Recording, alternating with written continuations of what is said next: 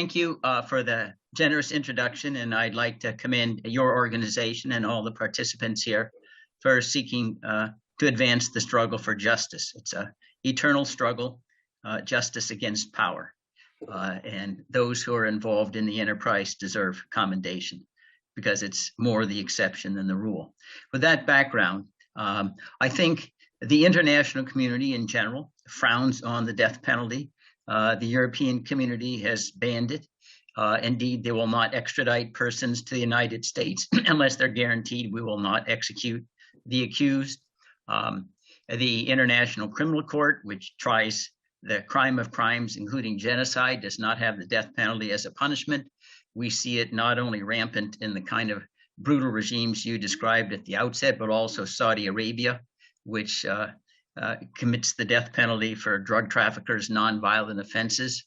But I think that in the case of al-Sisi, the death penalty and the charade trials need to be examined in a little broader light to do justice to the heinousness of his offenses against humanity, if you will.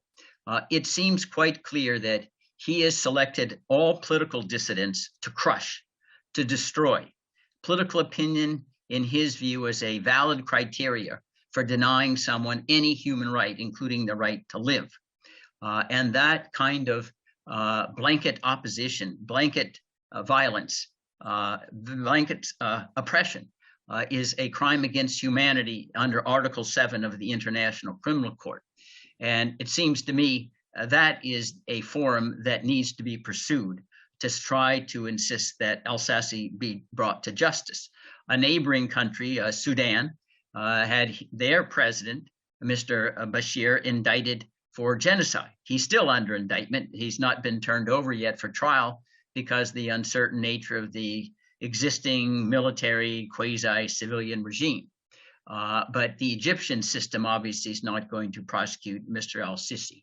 Now you ask, what is the dynamic that would cause the United States and the West to ignore all of these flagrant violations? Well, they seem clearly upset with regard to the really somewhat less violations in Ukraine and elsewhere. And it's largely, I believe, because we permit Israel to govern our foreign policy in the Middle East. Israel is satisfied with al-Sisi if he honors the peace accord.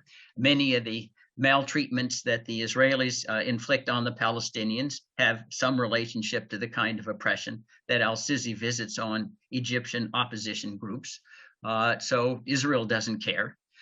And also the West understands because they also see that the likes of Bahrain, UAE, Saudi Arabia, who want tyrants everywhere because they don't want the contagion, if you want to call that in a pejorative way, democracy, to catch fire in the Middle East. They know the sanctions that could be imposed on Egypt would be offset by the money that would flow in from these other countries. They already are there. Egypt, in some sense, has become a mercenary nation, or it will license its military to go fight in these other countries who don't have real armed forces. So it's more difficult to impose economic sanctions that bite when you have these super wealthy Arab countries that are willing to subsidize al-Sisi and bail him out economically if he needs to avoid money from the IMF or the World Bank that needs the West's approval. So that's where we are. It's not a happy picture. I don't want to be, Pollyannish about this, but I do think that in terms of the historical record of the International Criminal Court, that is the most promising venue to try to seek justice here.